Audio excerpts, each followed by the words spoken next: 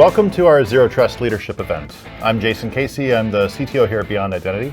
Now, you've heard from our other executives, you've heard from some of our customers, and you've heard from our partners.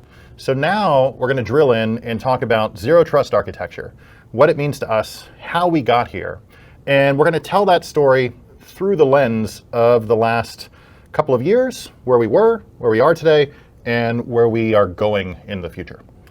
So let's begin. We got started back in 2019.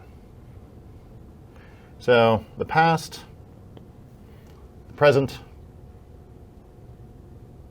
and the future. And when we got started, we were actually focused on passwordless.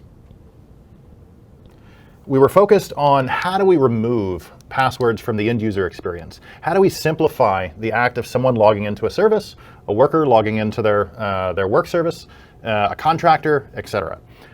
We quickly started to realize from our customers that in addition to just removing the password from the problem, we could also solve another problem and introduce unphishable MFA. So to take a quick step back, there are many passwordless solutions in the market. And what they all have in common is they try to remove the password from the end user experience. But that's where it ends.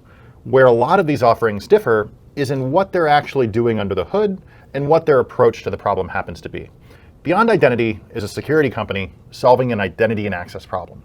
So we looked at passwordless, and when we looked at this, the MFA problem, which we'll describe a little bit more detail here in a minute, we started to realize that there's a fundamental set of root problems that had not been addressed over the course of 40 some odd years of the password being in existence to facilitate service access across a network. And a new problem started to emerge, really highlighting this around credential theft, around MFA bypass, around phish targets to essentially do something called signing fool attacks against end users, but ultimately it was resulting in breach and compromise of a lot of companies, organizations. And you don't have to take my word for it. I think the Verizon DBIR report for the last couple of years has been fairly consistent. 80% or so of all breaches reported in that report start with valid credentials being used by an adversary, obviously in a way unintended.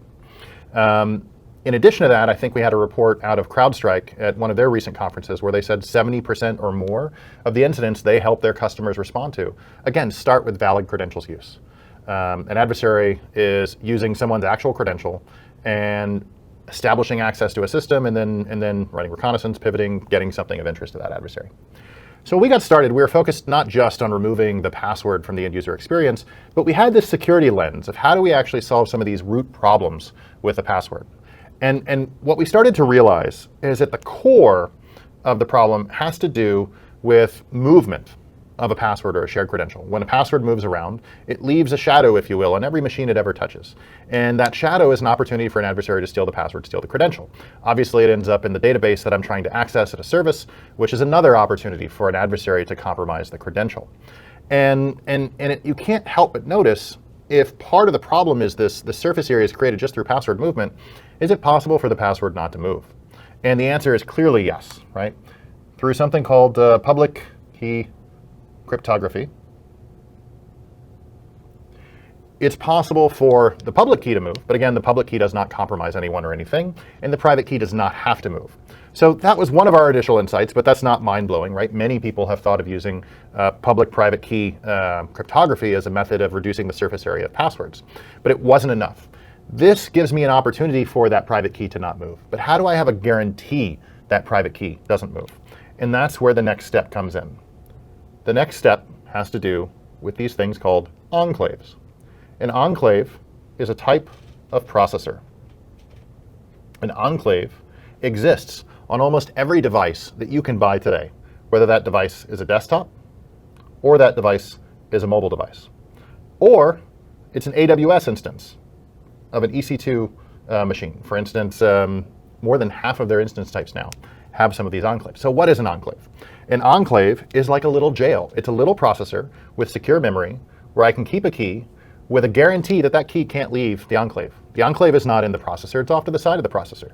So by using public key cryptography and then also by using an enclave, I can now have a key with a guarantee that it can't move. The enclave will even go so far as to give me a receipt that I can hold up and I can use to prove after the fact that, yes, there is a credential. Yes, the credential is glued in type of this enclave. This enclave is specifically this make and model.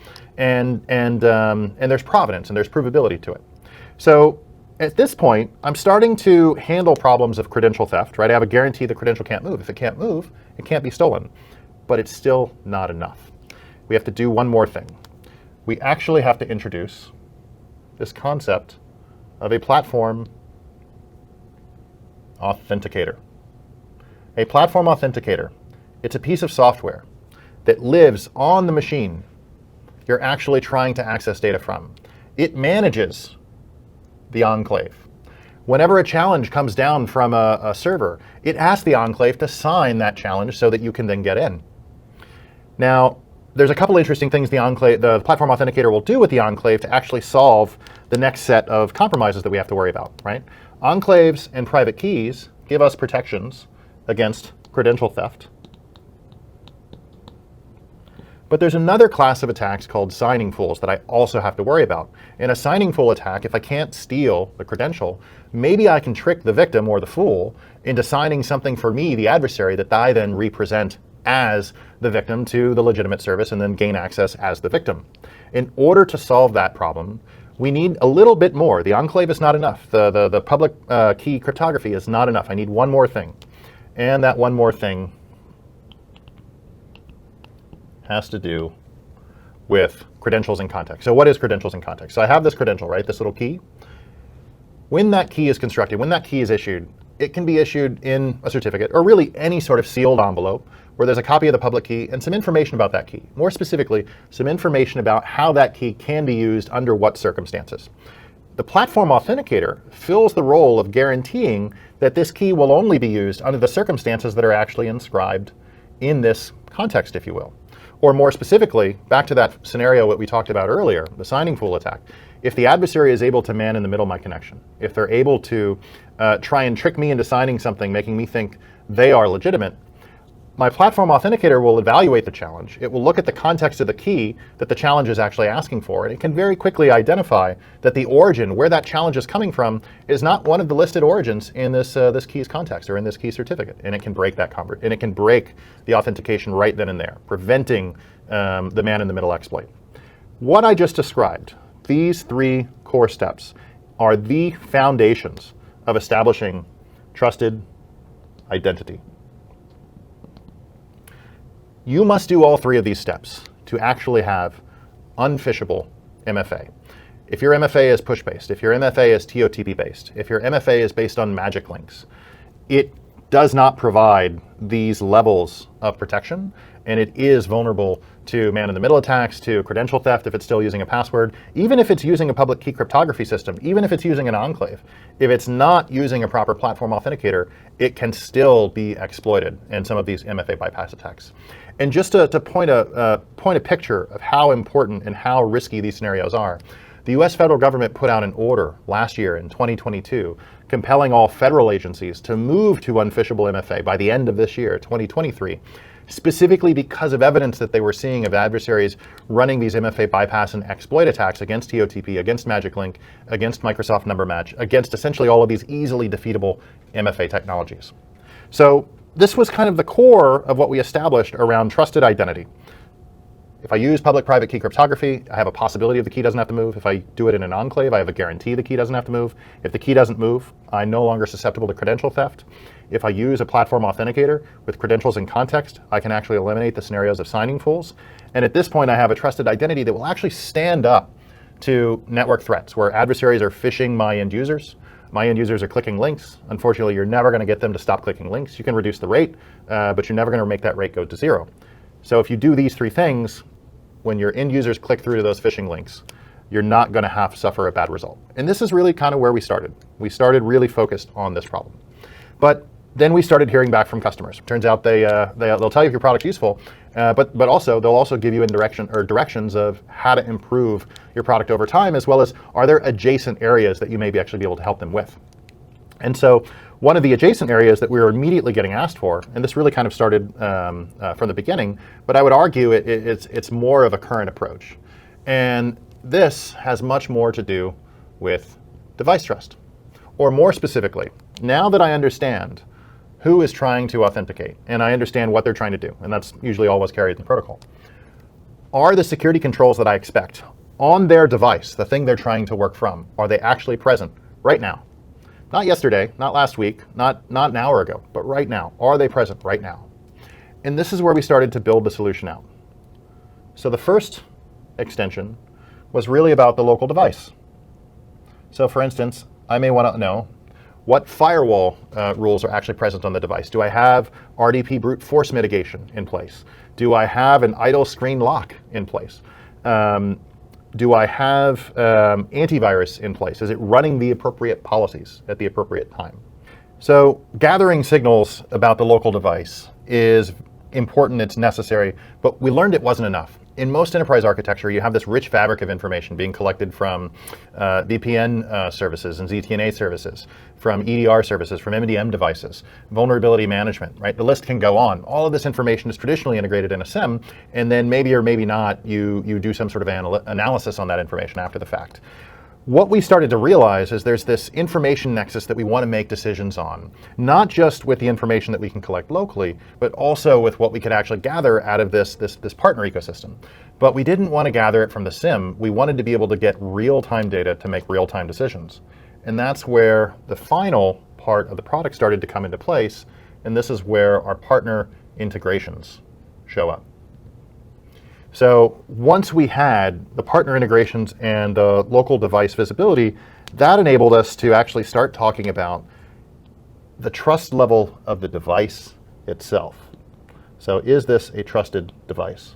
I'm sure many of you have heard the phrase device trust, but when you really start to peel back the onion of what does that mean, the answer should be, are the security controls I expect present on the device at the time in which they are needed? That's really what device trust means. It should not mean, is there an MDM on the device? It should mean, did the MDM establish the controls I expected it to on the device? And that may sound trivially the same, but they're actually very, very different questions. And in fact, one of our customers introduced us to the difference those questions actually make in a real deployment. But just to be very concrete, what we're talking about here is I want to understand the view of the device from the MDM. I want to understand the view of the device from the EDR. I want to understand the view of the device from the VPN or the ZTNA service, if there is one, from the vulnerability management service, if there is one. I'd like to incorporate threat intelligence data, if it's available. And over all of this rich information about the trustability or the trusted level of the identity and the trust level of the device, only then do I actually start to approach a zero trust authentication architecture. So now that we've established trusted identity, trusted device, and we know we can run this architecture in a continuous monitoring mode, right? So we'll call that continuous auth. Number 3, we've started to establish some of the core tenets of zero trust authentication. So I'll even go ahead and call that out really as its own thing, right? It's trusted identity, trusted device, continuous authentication, continuous monitoring for improvement, right? This is all producing a log stream, right, that I can actually send out to my SIEM, to a data lake or whatnot, and do analysis on. And where we're looking to push to the future is in the development of analytics over this information to help make better decisions about the entire zero trust authentication architecture. For instance, the first, most obvious analytics have to do with IT operations. So IT operations, we're running big deployments with customers right now, a customer with 90,000 employees, or workers I should say, deployed 30,000 workers over the course of 3 to 4 weeks. They're trying to close the balance out over the next 60 days. We learned a lot through working with them on what effective deployment analytics might look like to help understand what is the experience the user is actually gaining, how is the deployment running, am I being efficient, are there things as an IT operations person that I can do to actually improve the onboarding experience, to reduce the onboarding time. The next set of analytics that we're looking at is around security operations. Again, this was another thing fed back to us from an existing customer. In fact, I think you heard from him earlier today, Marcus. Marcus was using our system. He was specifically writing policy rules saying, I want to continuously auth this environment, but I want to do it without an action. So we have these things in policy called monitor rules, which basically just says every time something changes in the environment, send out a log, and Marcus did most of the hard work of doing the analysis. But he's trying to answer the question around security assurance. Are the controls he expects, is the security intent, the design that he came up with and his staff came up with, actually what's going on in the field? And if it's not, show the delta and help understand the delta so he and his staff can decide where to spend time, where to dig in, where to focus. And then finally, we have this class of, we'll call it C-level analytics, which is really around the efficacy of the security program itself. How are we doing? Where should we be investing our time next quarter, next half of the year, next year? What is the actual risk that my organization is experiencing right now through all of the access attempts that I see, right? Which is really where all of my risk is created. What is that telling me about the organization and the organization's health as a whole? So now that we've covered this, the core of what we've defined is a zero trust architecture. And the reason we're so excited here at Beyond Identity is we've established a platform that we can help answer access, authentication, and authorization questions from a zero trust perspective, not just for today, but into the future with answers to a large group of critical players in your organization that ultimately apply not just to worker access, but to code development, to intellectual property development, to logging into cloud-based infrastructure. Really, anywhere access exists, we can provide a zero trust authentication experience, visibility point, and set of security controls for that use case. Thanks for coming, and appreciate you being at the Zero Trust Leadership event.